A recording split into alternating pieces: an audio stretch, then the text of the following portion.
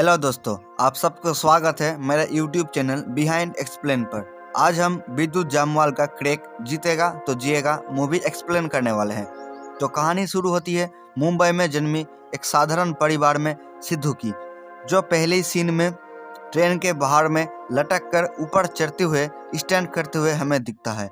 सिद्धू का पिता उसकी स्टंटबाजी से बहुत ही ज़्यादा परेशान है, क्योंकि इसी के चलते वो अपने बड़े बेटे नेहाल को खो चुकी है। लेकिन सिद्धू का सपना पोलैंड में होने वाली एक्सट्रीम स्पोर्ट में भाग लेकर जीतना चाहता है, क्योंकि यही उसका भाई नेहाल का भी सपना था। इसी वजह से सिद्धू को किसी की परवाह नहीं है। वो सालों से इसी कंपटीशन को जीतना चाहता है, इसीलिए वो किसी भी तरह से पोलैंड जाना चाहता है और वहाँ पर जाया नहीं, बुलाया जाता है। और जो बुलाता है उसका नाम देव है। देव ही इस मैदान नाम के जगह को चलाता है और देव की दुनिया भर से टॉप स्टंट मैनों को बुलाता है और उन्हें इस कंपटीशन में हिस्सा भी दिलाता है। और देव अपनी कंपटीशन में कभी नहीं हारा है। और साथ ही देव को एक चीज़ बहुत ही बुरी लगती है और वो है गद्दारी। अगर कोई इंसान देव से गद्दारी करता है तो वो उसे जान से मार देता है। तो देव दुनिया भर के टॉप स्टंट मैनों को चूज करता है और उन लिस्ट में हमारा सिद्धू का नाम भी शामिल था। सिद्धू जब लिस्ट में अपना नाम देखता है तो वो बहुत ही ज़्यादा खुश होता है और उसके बारे में वो अपनी परिवार वालों को भी नहीं बताता है। और वो कुछ ही दिनों के बाद पोलैंड के लिए भी निकल जाता है और वो उसी जगह पर पहुंच जाता है जिसे सभी लोग कहते हैं मैदान। तो सबसे पहले उनके हाथों में घड़ी बांध दी जाती है, मतलब कि वो एक ट्रैकर के रूप में थी। अगर ये लोग कहीं पर भी जाएंगे तो देव को उनके बारे में सब कुछ पता रहेगा। और इस कंपटीशन में टोटल 32 लोग भाग लिए हैं और इसमें सारा का सारा बहुत ज़्यादा कॉम्पिटिटर है। और अगर कोई इंसान तीनों रेसों को जीत जाता है तो उसे 80 करोड़ मिलेंगे। अगर वो आखिर में देव को भी हरा देता है तो इस मैदान के वो मालिक हो जाएंगे और उसके पास पूरी संपत्ति भी होगी। लेकिन आज तक ऐसा कभी नहीं हुआ है कि देव को कोई हरा सके हो। रेस होने के एक दिन पहले एक पार्टी रखी जाती है। सभी लोग उस पार्टी में जाते हैं और पार्टी में सिद्धू की मुलाकात होती है आलिया नाम की एक लड़की से। वो इस कंपटीशन में हिस्सा लेने नहीं आई है, बल्कि वो यहाँ का इन्फ्लुएंसर है। लेकिन सिद्धू को आलिया पसंद आ जाती है, लेकिन आलिया कहती है मैं उसके बस से बहुत बाहर हूँ, मेरे ऊपर लाइन मारने की बिल्कुल भी कोशिश मत करना। तो अगले दिन गेम शुरू होने वाली होती है, तो उससे पहले सभी के ऊपर बहुत ज़्यादा पैसा लग चुका होता है, मतलब कि 32 लोग और पैसा लगाने वाले पूरी दुनिया। रूल्स बहुत ही सिंपल है। एक दूर पर ट्रक है जहाँ पर 16 झंडे लगे हुए हैं।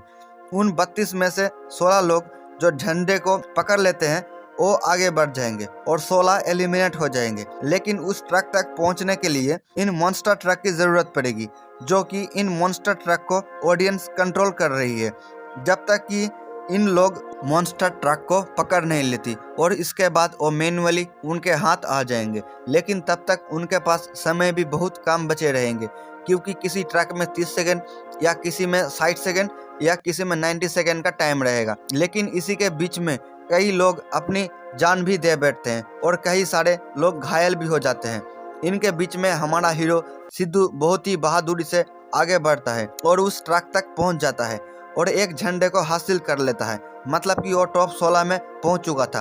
अब अगले दिन की पार्टी में सिद्धू की मुलाकात फिर से आलिया से होती है और आलिया ने सिद्धू को रेस में देख लिया था कि वो रेस में बहुत ही कमाल का है। इसीलिए आलिया धीरे धीरे सिद्धू को पसंद करने लगती है। दोनों एक दूसरे के साथ टाइम बिताने लगती है। कहीं ना कहीं दोनों एक दूसरे को पसंद करने लगती है। जैसे ही सिद्धू पार्टी से वापस लौटती है तभी सिद्धू को एक मैडम दिखती है जो कि पुलिस वाली थी और वो सिद्धू से कहती है अगर मैं तुम्हें अरेस्ट कर लूँ तो कैसा लगेगा, तुम्हारे पास तो पासपोर्ट भी नहीं है, तो इसीलिए अच्छा होगा तुम मेरे साथ कोऑपरेट कर लो और मुझे देव की उस जगह के बारे में बता दो। और कहती है मेरे साथ मिल जाओ। वो सिद्धू को एक चिप देती है और वो उस चिप को देव पर लगाने को कहती है ताकि वो देव की सारी बातें सुन पाए।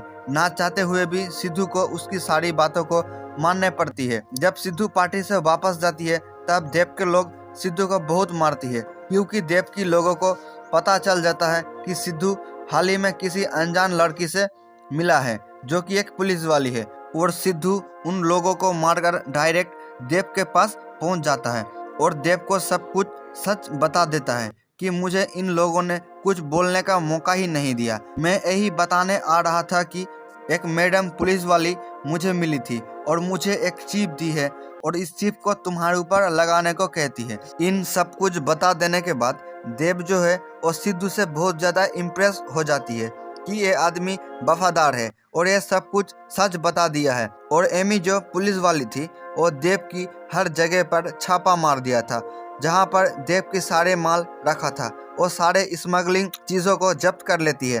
दरअसल एमी ने चिप तो एक ही दी थी, लेकिन उसने एक चिप को सिद्धू के ऊपर लगा दिया था, इसीलिए देव पकड़ा गया।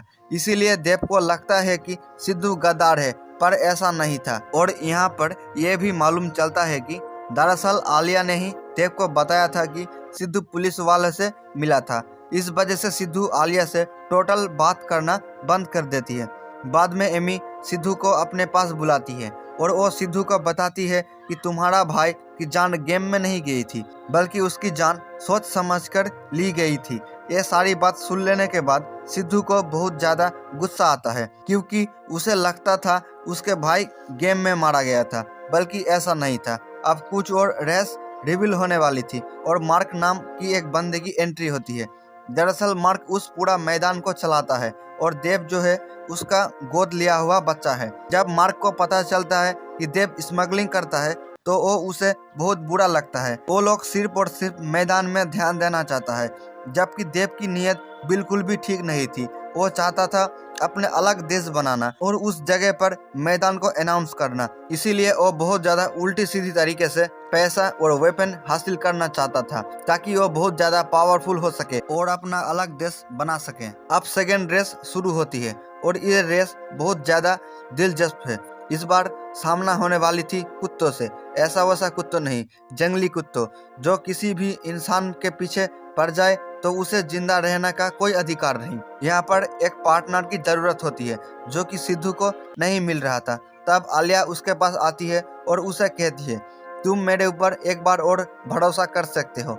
जिसके बाद रेस शुरू होती है और सिद्धू और आलिया साथ में रेस में भाग लेती है और वो कुत्ते जो है बहुत लोगों को मार देती है। 16 लोगों के रेस में सिद्धू इस रेस को जीतता है और टॉप 8 में पहुंच जाता है।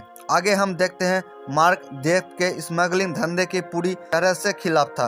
देव मार्क के सभी लोगों को मार देती है और सिर्फ मार्क को छोड़ देती है, क्योंकि वो उसे पिता मानता था। इसलिए वो उसे मार तो नहीं सकता था, लेकिन एक कंटेनर में उसे छुपा दिया था। इन सब के बारे में किसी को भी कुछ मालूम नहीं था, जो कि इन सब के बाद देव हटने नहीं वाला था। वो अपने अलग देश बनाने के लिए पूरी तरह से जी जान लगा दिया था। इसी बीच एमी फिर से सिद्धू को बुलाता है और कहती है, मार्क ही ऐसा बंदा है जिसे पता है कि उसके भाई कैसे मरा था। अगर तुम उसे ढूंढ लेते हो तो तुम्हें पता चल जाएगा कि तुम्हारा भाई कैसे मारा गया। तब सिद्धू मार्क को ढूंढने लग जाती है और उसे वो मिल भी जाता है। मार्क सिद्धू को सब कुछ सच बता देता है कि निहाल फाइनल तक पहुंच गया था। उन्हें एक प्लेन से डाइव मारनी थी, लेकिन डाइव मारने से पहले दोनों को बाइक को फेंक दिया जाता है। फिर उसके बाद उन दोनों को बाइक पर बैठना पड़ता है और फिर जाकर उनका पैराशूट खुल गया तो वो लोग जीत जाएंगे। लेकिन ऐसा नहीं हुआ, क्योंकि निहाल की पैराशूट नहीं खुल पाया था और वो मर गया। यहाँ पर देव का पैराशूट खुल गया और वो नीचे आ गया था, इसलिए वो उस रेस को जीत गया था। निहाल इसलिए हार गया था कि देव ने उसकी पैराशूट पर छेड़छाड़ कर दी थी, जिस वजह से वो मारा गया था। अब गेम में 8 लोग बचा था और देव उस 7 लोगों को मार देता है, क्योंकि वो लोग मार्क को ढूंढने में सिद्धू की हेल्प करती है। अब गेम सिद्धू और देव के बीच होगा और सिद्धू भी बिल्कुल रेडी था। रूल सिंपल था, इन दोनों को एक पहाड़ी पर जाना था और उन्हें अपनी अपनी साइकिल उठाना था और उन्हें साइकिल द्वारा एक ऐसी जगह पर पहुंचना है और झंडा हासिल करना है। उनके हाथ पर एक टाइम बॉम्ब भी लगा हुआ था, जिसमें सिर्फ 20 मिनट का टाइम लगा हुआ है। इस रेस को सिद्धू जीत तो लेता है, लेकिन वो अपने हाथ की टाइम बॉम्ब की बजर नहीं दबाता है, क्योंकि वो अभी देव को पीटना भी चाहता है। इसीलिए उससे फाइट करना शुरू कर देता है और यहाँ पर देव पूरी तरीके से पीटता है और सिद्धू पूरी तरीके से उसे मारने में सफल हो जाता है। लेकिन मरते वक्त देव सिद्धू को बताता है, मैंने तुम्हारे भाई को नहीं मारा था। सिद्धू ने देव को तो हरा दिया था और मैदान का लीडर भी बन चुका था, लेकिन सिद्धू के मन में एक बात सताई जा रही थी कि मरते हुआ आदमी कभी झूठ नहीं बोलता। अब पूरा का पूरा सच जाता है मार्क पर और सिद्धू मार्क को जाकर कहता है, तुमने मेरे भाई को क्यों मारा, जिस पर मार्क सब कुछ सच उगल देता है और वो बोलता है, रेस शुरू होने से पहले ही मुझे समझ आ गया था कि निहाल ही इस रेस को जीतने वाला है, लेकिन वो मैदान को नहीं चला सकता। इसीलिए मार्क ने निहाल की पैराशूट के साथ छेड़छाड़ की थी, जिस वजह से निहाल की जान चली गई।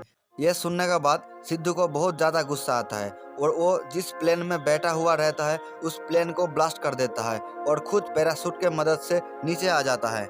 तो दोस्तों, क्रैक मूवी में एक्शन तो पूरी तरीके से भरपूर है और एक्टिंग नोरा फतेही की तो बहुत ही बाहियत है। अगर आप विद्युत जम्वाल के सच्चे वाले फैन हो तो आप सिर्फ विद्युत के लिए ये मूवी देख सकते हो। उम्मीद करती हूँ ये वीडियो आपको बहुत पसंद आई होगी। वीडियो पसंद आई हो तो वीडियो को लाइक ज़रूर करना और इसी तरह की मूवी स्टोरी टेलिंग वीडियो के लिए चैनल को सब्सक्राइब ज़रूर करना। और आपको ये मूवी कैसी लगी कमेंट में ज़रूर बताना। मिलते हैं एक और कमाल की वीडियो लेकर, तब तक के लिए इस चैनल के साथ बने रहिए। धन्यवाद। जय हिंद, जय भारत, जय श्री राम।